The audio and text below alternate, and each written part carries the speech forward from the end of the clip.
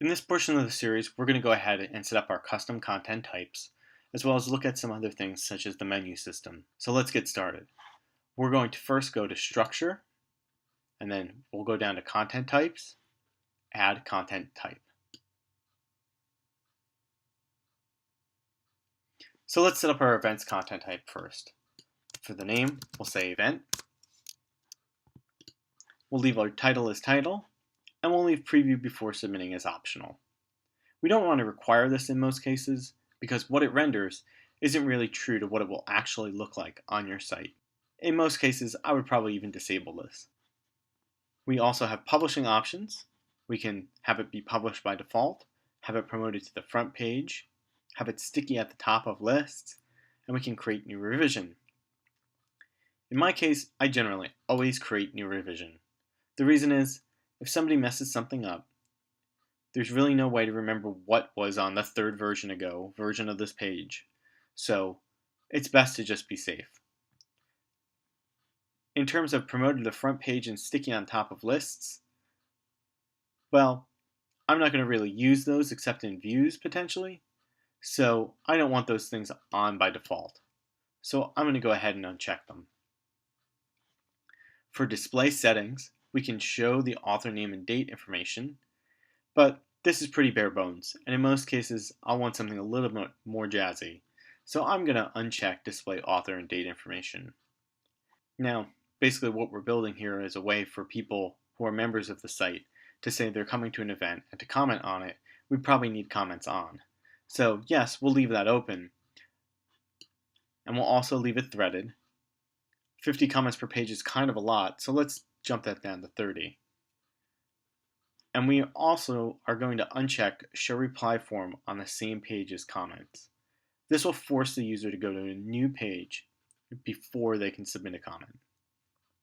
This is just going to look better. And then again, we can preview those comments, and in this case, I'm going to make it optional still, although most times I'd probably just disable it. And lastly, we have menu settings. Now, we haven't really touched on the menu yet, and we will once we start adding some content. But for now, under menu settings, we're just going to leave the defaults set. Available menus are main menu, and the default parent item is the main menu, so the top of the main menu. And let's go ahead and save and add fields. Alright, so by default, Drupal's just going to give us title and body. URL path settings actually comes from the Path Auto module, and the body area could also be deleted. But for now, we're going to leave that enabled. If we want to reorder any of the fields here, we can just go ahead and drag and drop them. So let's just drag body underneath title. Great. Now let's go ahead and add some fields. So what do we need? Let's go back to our finished product and take a look at an event.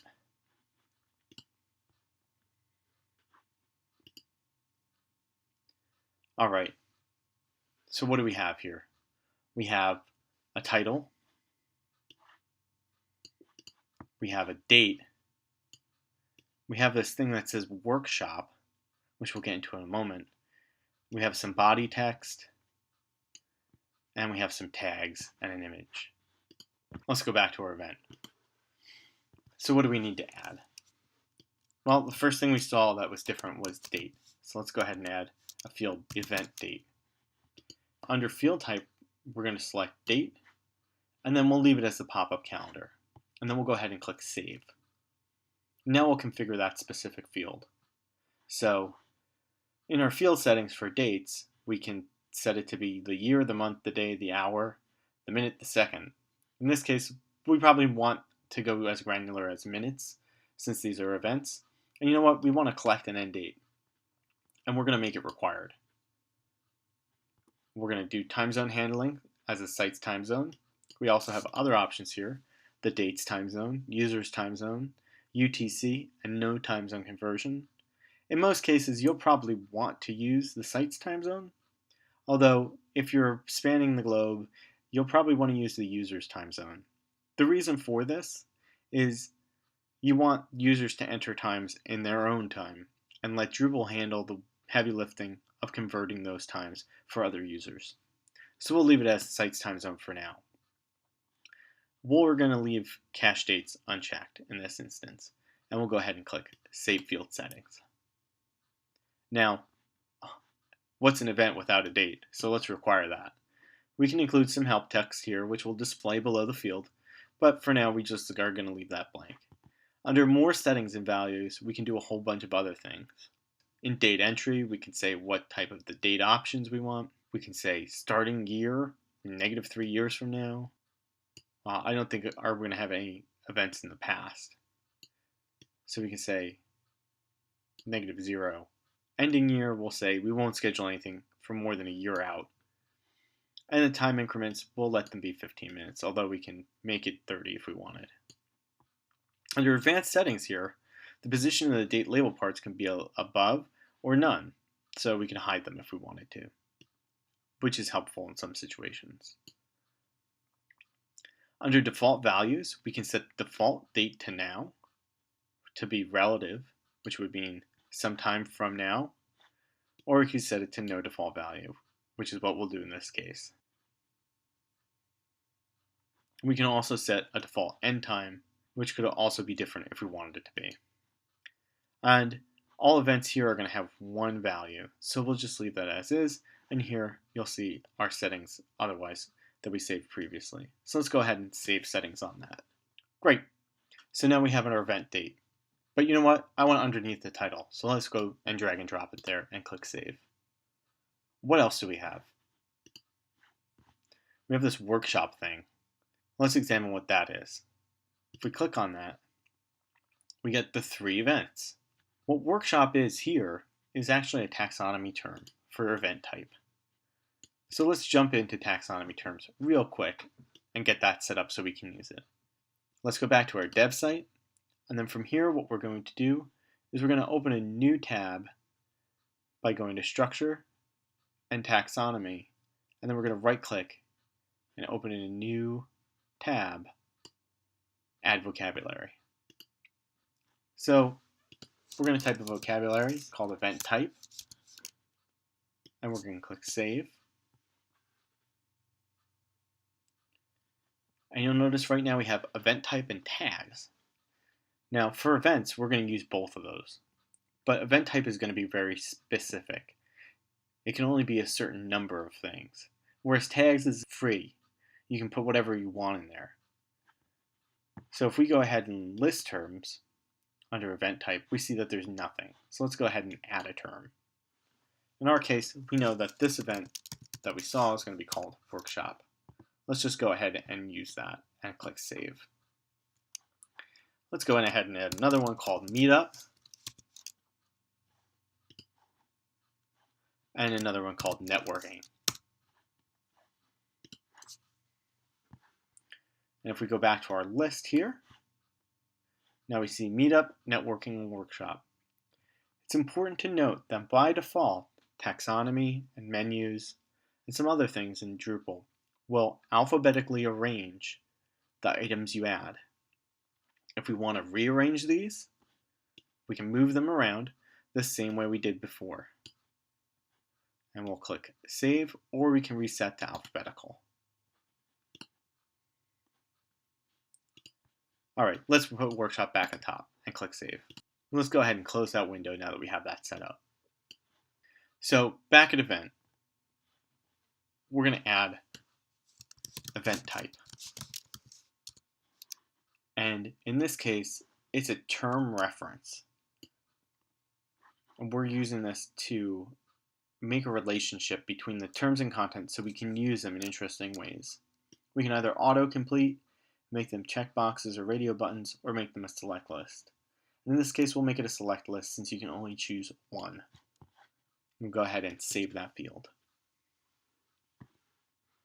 And we'll save field again, making sure that it's the correct vocabulary. And we'll go ahead and require this as well. And if we wanted to, we could set a default value, but in this case we don't. We can also change the number of values if we wanted, but in this case we just want one item to be selected. So the important thing to know about vocabularies in taxonomy is that this field is super powerful. It has the ability to create complex views and relationship data. It has the ability for us to render all things that are similar to one another. And it has the ability for us to properly categorize our content. This is helpful from a search engine perspective and from a user perspective. So that's why taxonomy is such an important part of Drupal. Let's go ahead and save settings there. And again, let's put it underneath event date since that's where it's going to show up in our final product.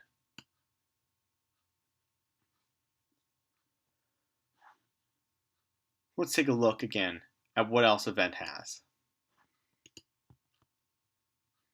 All right, there's our body.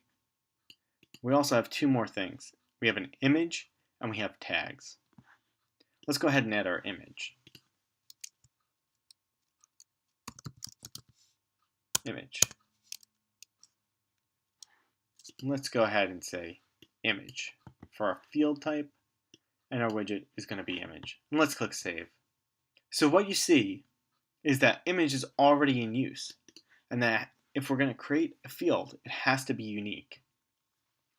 Now, there's cases where you want to reuse the same field over and over again. For instance, all its settings are going to be basically the same. But there's going to be situations where a new field is warranted. You may want to display it in a completely different fashion, or you really need it to have a specific name for its class in your HTML markup. So those would be key instances where you want to create a new field. In this case, those don't really apply. So let's take a look and see why it's causing me this error. Let's go ahead back here and delete these things out and set them back to select a field type. If we look at this, we also have the ability to add existing fields. So let's go ahead and call that image, and then let's look at the list. So right now we have two fields. We have image and we have term reference, which goes to tags. So we're going to need both of these, but let's start with the image first. And we'll go ahead and click save. So we can require an image in this case. We will because we want some nice marketing for our events. We can even restrict what type of files are allowed. We can set a default image. We can tell it where we want to store those images, set maximum image resolution, minimum image resolution, maximum size of the upload. We can enable an alt field, which is great for screen readers and search engines, a title field, which will be our tooltip when the mouse hovers over, and we can set our preview size to any of the three sizes that we currently have set up on the site. For now, we'll leave it at the 100 by 100 thumbnail. We can also include multiple images. Now, for events, we're going to want to include multiple images. In the other use case for this, which is blogs, we only want one featured image. So let's go ahead and actually let this be unlimited in events. This way we can post photos from the events themselves when they're done. And we'll go ahead and click save. Great, now we have our image. Let's just drag it underneath the body. And the last thing we need to add are the tags. Let's go ahead and get the tags that we already know exist. And in this case, we're not going to require it. It's helpful, but it's not necessary. And we can go ahead and click Save Settings. And again, we'll just reorder tags underneath image. And we'll click Save. Great. So we've built the event content type. Now let's go ahead and add a piece of content for the event. If we hover over content, we can go to Add Content, and then go to Event. And here we get the Create Event form. If we go to our final site, we can just go ahead here and copy and paste what we see. So now we've finished filling out our form. We've added the title, the date, the event type, the body content. We've uploaded an image and gave it an alternate text and a title. And we've also gave it a tag called Video Game Development. Now, if we look at the other options here, we have menu settings. So we can make this thing a menu link right from the form itself for the specific piece of content. but we don't want to do that in this case. This we'll use most likely for just pages. For the URL path settings, we didn't set those yet, so we'll probably need to go back and do that. But we'll leave that as is for now, and we'll go and do that later after we add the plan's content type. For revision information, we see that it's going to create a new revision by default, although the user has the ability to turn this off. And they also have the ability to provide a message that will be stored with this specific version. Comment settings can be controlled on a per piece of content basis. Authoring information can be altered if need be, and the publishing options can also be altered if need be. But for now, we'll just go ahead and hit save. Great, we got our first piece of content. It doesn't look fabulous, but at least it works. So let's go home and see what's happened. Nothing. The reason nothing changed on our homepage is because we didn't tell the piece of content to show up on our homepage by saying promote to front page. If we did that, it would show up here. For our purposes, we're not going to use a River of News style homepage, so it's not necessary. Alright, so now that we have one event, let's go ahead and create our plan's content type. Again, we'll go to Structure, Content Types, Add Content Type. Plan. We have a title for our plan. Again, we're going to go through and just make these the same settings as we had before. But in this case, we're going to turn commenting off. So we'll just select Closed. Menu settings, leave as is, and we'll click Save Content Type. When we click Save Content Type, we go back to the Content Types administration page.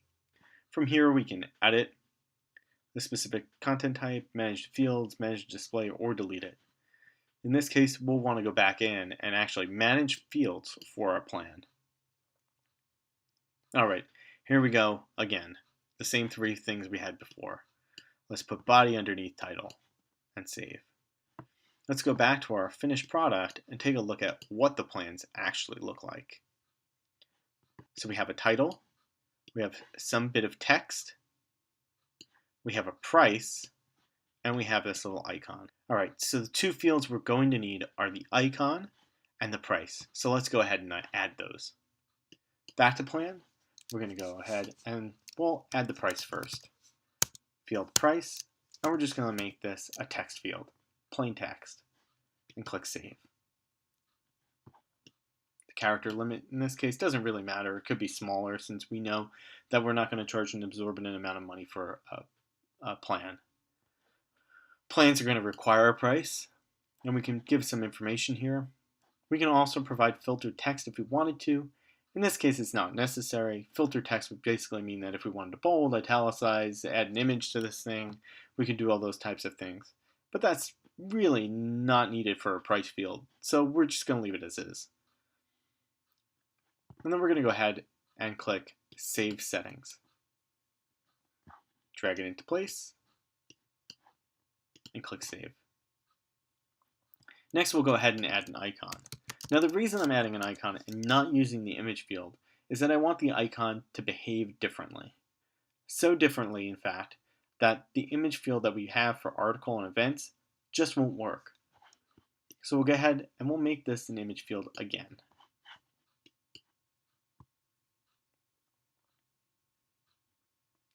Now, we'll leave it as is, public files. We're not going to have a default image, so we'll click Save Field Settings. We'll require an icon to be set. In this case, I don't want people to upload GIFs. I don't want anything dancing around on the screen for the plans.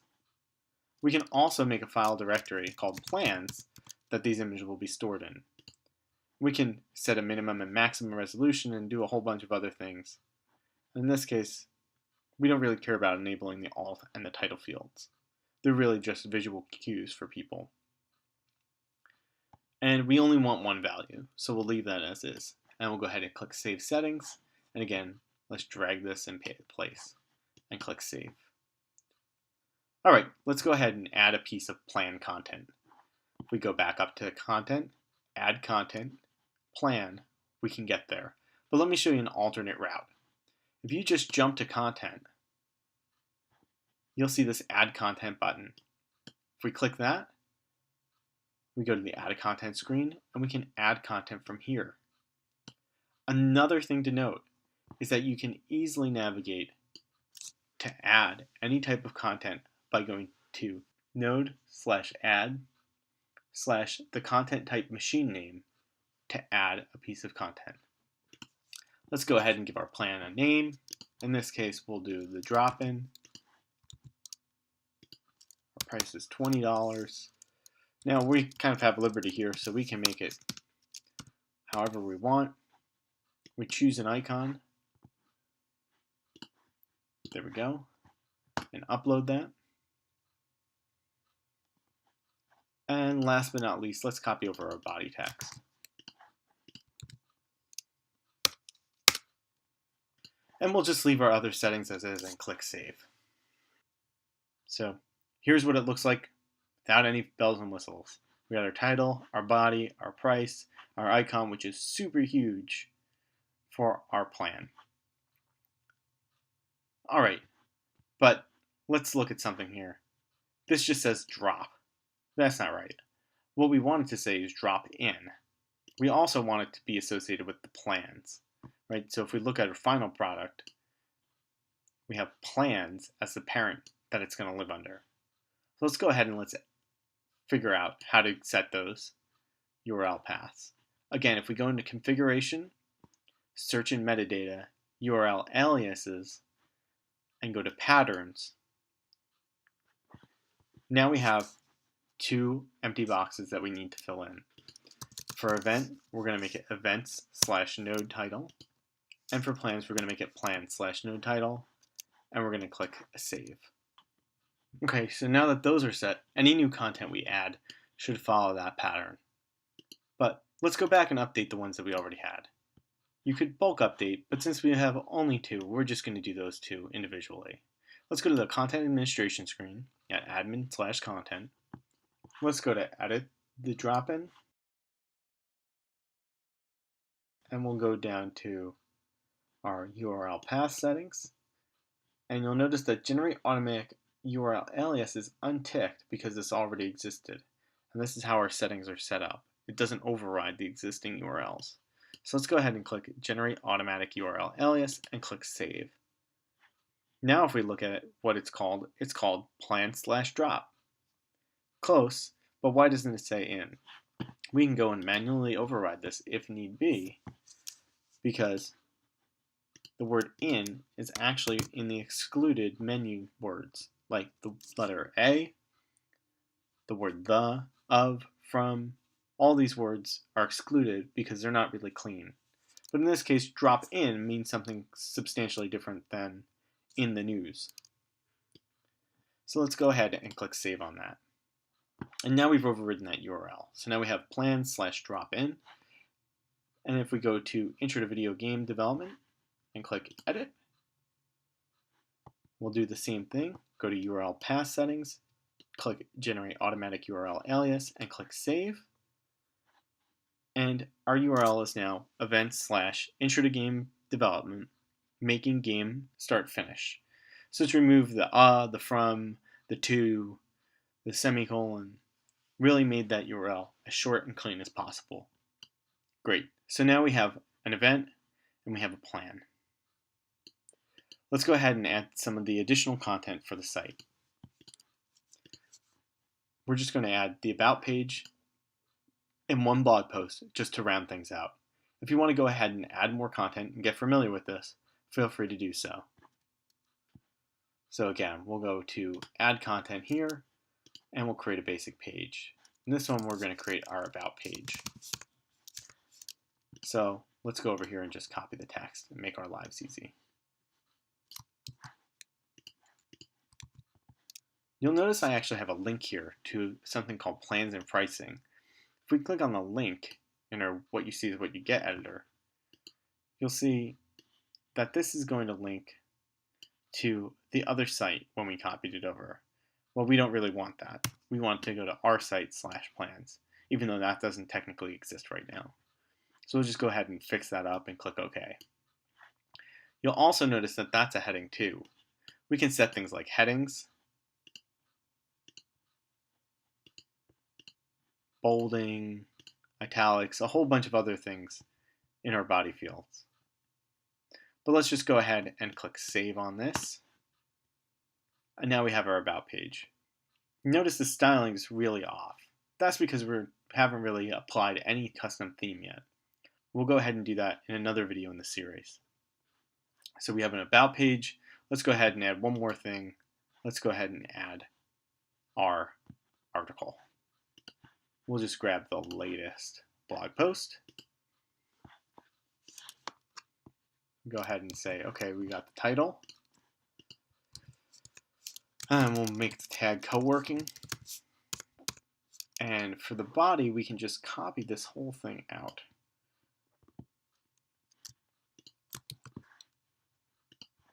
And paste it in.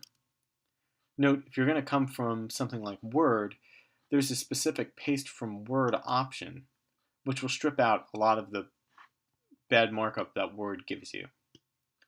The other thing you'll notice from our fully built out site is that we have this image. Well, we want to put that somewhere. Where are we going to put it?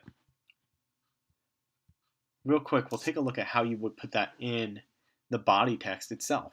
So we could put it here at the beginning of the first paragraph by clicking at the beginning of the first paragraph and clicking the image button. And then we can browse our server and we can look at the files that we have available to us. Well, right now it's just this one for that one event we added. So let's go ahead and upload the image for this blog post. There it is.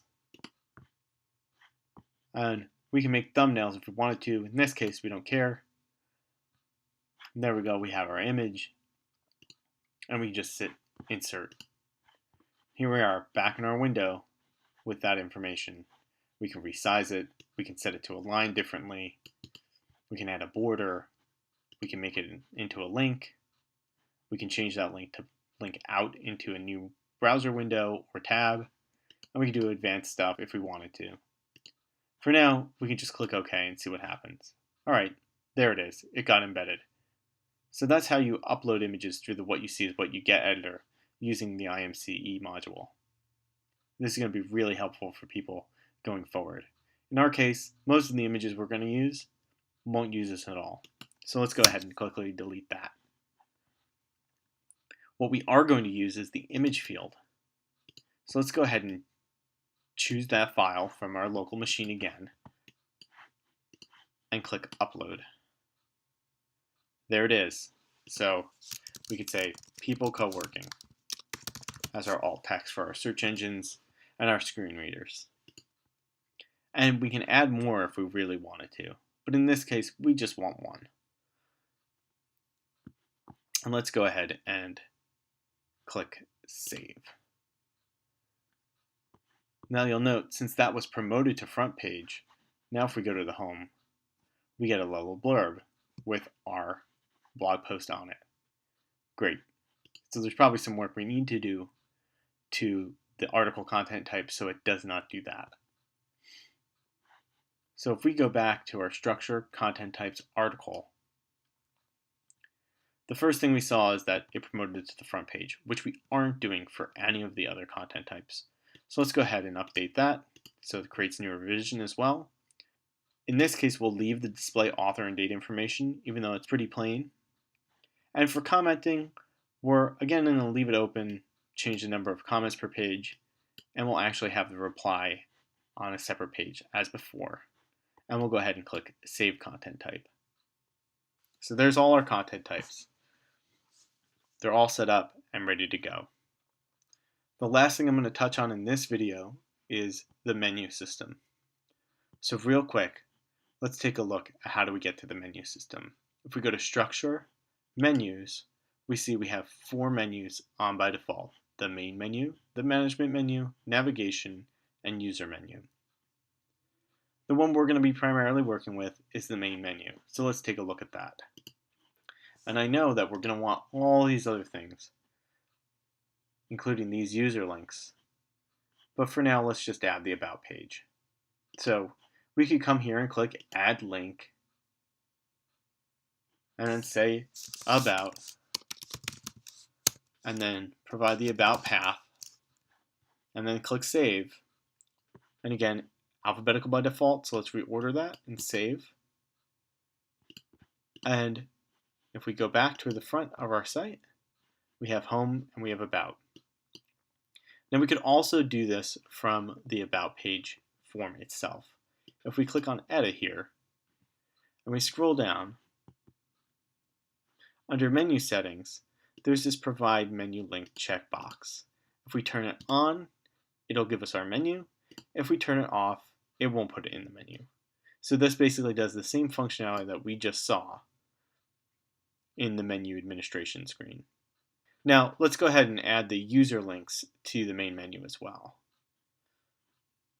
So if we go to menus, main menu, add link, we're going to add links to log in, to log out, and for my account. So the login link is going to be log in. The path is going to be user/login. And we're going to click save. We're going to go ahead and add log out, which is user/logout in Drupal. And we're going to add the my account link, which is going to actually live at path user. Now, the user paths are somewhat unique because people who are signed in won't see the user login link, and people who are signed out won't see the logout. So let's take a quick look at that. So if we save and we go home, we now have home, about, logout, my account. The reason we don't have login, again, is because I'm currently logged in. If we take a look at this site as a signed out user, well, I've got login and I've got my account. Both of these are basically going to take me to the same location. Login takes me to the login screen, and my account takes me to the same spot because I'm not logged in. And that's how you use the menu. Pretty simple. One last point on the menu is if we go back to our main menu, we'll notice that there is this idea of expanded. In the current theme we're using, there's no sub-menu items. There's only primary level items. If we did have something like an expandable menu, we could do show as expanded so that those items would display. If we untick this, they will not display even on hover for many of the menu solutions in the contributed module space. That's just an FYI. Great, so now we've covered how do we add custom content types, how do we work with the URL system, how do we work with taxonomies, and how do we work with menus. So now we pretty much know how to do most things with content. In our next video, we'll look at how we change the layout of the content to look more in line with our final site, and cover things like themes and managing the display of fields.